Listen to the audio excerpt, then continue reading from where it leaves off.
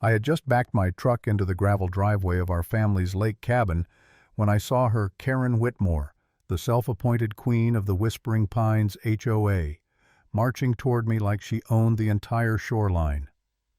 10 minutes later, she'd called 911 on me. By nightfall, my name was in a fraud investigation that would end her entire HOA empire. It started simple. I was unloading boxes from my son's deployment gear. Curtis had shipped out to Kuwait that week, and I promised him I'd store his things safely here at the lake cabin he loved. Quiet, peaceful, out of the city. That peace ended the second Karen saw the trailer hitched to my truck. She stopped dead, hand on her hip, and said, "Excuse me, you can't do that here." I tried to stay calm, do what I asked, though I already knew. She was staring at the trailer like it was a crime scene. "This is unauthorized moving activity. HOA Code 3B requires prior approval for large deliveries." I laughed. "My son's serving overseas, ma'am. I'm just storing his stuff. Didn't realize I needed your blessing for that." Her eyes narrowed. "Military or not, this is private property governed by HOA rules." Then she pulled out her phone. "You'll regret this," she said, and started dialing 911. A part of me thought she was bluffing. She wasn't. 20 minutes later, a sheriff's cruiser pulled up. The deputy looked tired before he even got out. Karen jumped into her act like she was auditioning for Law and Order, claiming I was aggressive and non-compliant. The deputy turned to me.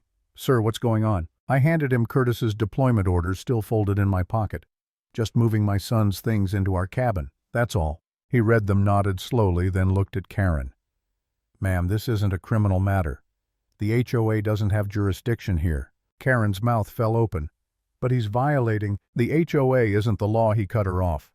"And calling 911 for this is an abuse of emergency services." Her face flushed beet red. The deputy gave me a sympathetic nod and drove off, leaving her standing there like a deflated balloon. I figured that was the end of it. But I was wrong. The next morning I woke up to a paper nailed to my cabin door. Violation of HOA Code 3B. Fine $750. Failure to pay may result in lien. The paper fluttered in the breeze, stapled right beneath the porch light like some old-fashioned threat. I tore it down and folded it into my pocket. My hands were shaking, not from fear, just anger. I'd lived here longer than Karen had been bossing people around. This was my property, Curtis's home, and they were trying to fine me for being a father. I walked inside, poured a cup of day-old coffee, and sat at the old roll-top desk my grandfather built. Inside was a binder labeled Whispering Pines. For years I'd quietly saved every HOA notice, budget, and newsletter. Not because I was paranoid, but because I'd served on a zoning board once. I knew how paper trails worked. When I flipped through the latest HOA budget, something felt off. They'd reported spending $32,000 on shoreline preservation. I'd seen that so-called project. It was 4 wheelbarrows of gravel behind the clubhouse. I started cross-referencing vendor names online. One of them didn't exist. The address, a P.O. box, in Karen Whitmore's name. That was the moment I realized it wasn't about me moving boxes. It was about money. A lot of it. By noon I was in town, standing in the county clerk's office, the woman behind the desk. Leslie looked up over her glasses. "You a homeowner there?" "Unfortunately," I said, sliding the notice across the counter. "They fined me for helping my son. Now I've got questions." Leslie sighed. "You're not the first." She pulled a thick folder from a drawer marked Whispering Pines HOA. Inside were public records, articles of incorporation amendments, vendor filings. I started reading. 3 years ago, right after Karen became board chair, she amended the bylaws. The changes gave the board power to fine homeowners without a vote and suspend voting rights of uncooperative members. That's when my stomach dropped. They'd rewritten the rules to rule us.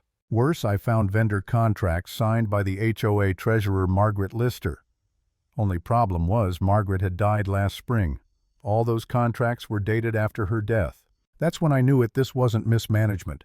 It was fraud. I drove straight to the sheriff's office. Deputy Payton, the same one from the 911 call, was at the desk. "Back so soon?" he asked. "Yeah," I said, setting down the binder. "This time it's not just boxes, it's evidence." Within minutes he called in Detective Libby Cruz. Sharp eyes, quiet tone, the kind of person who didn't waste words. She flipped through the papers, frowned, then said, "You didn't tell Karen you were coming here, did you?" "Didn't see the point in warning her." She nodded. "Good. Because this is about to get ugly." That night I couldn't sleep. Part of me wondered if I was making things worse. Maybe I should have just paid the fine, kept my head down, avoided the fight. Who was I to take on a whole HOA? I sat in the dark staring at Curtis's flag on the porch, thinking about all the times I'd told him to stand up for what's right. It hit me then, if I let them push me now, what kind of example would I be setting? So I got up, printed copies of everything, and posted a notice on the community board the next morning. Emergency homeowners meeting. Saturday 5 p.m. Financial irregularities and board misconduct. Documents available for review. By Saturday, the community center was packed. Retirees, young couples, families, all crammed into that little beige building. Karen didn't show, but 3 board members did: Harold, Denise, and Vince, who wore sunglasses indoors like a cheap gangster. I stood at the front, holding the stack of evidence.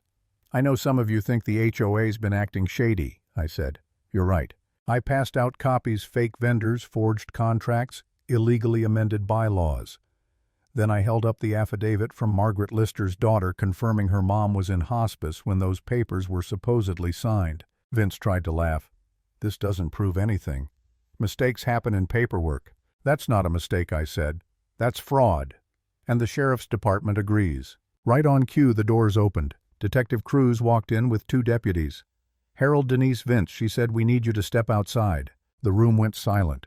They followed her out, faces pale. I turned to the crowd. "We can wait for them to come back, or we can take back our neighborhood." That night we voted.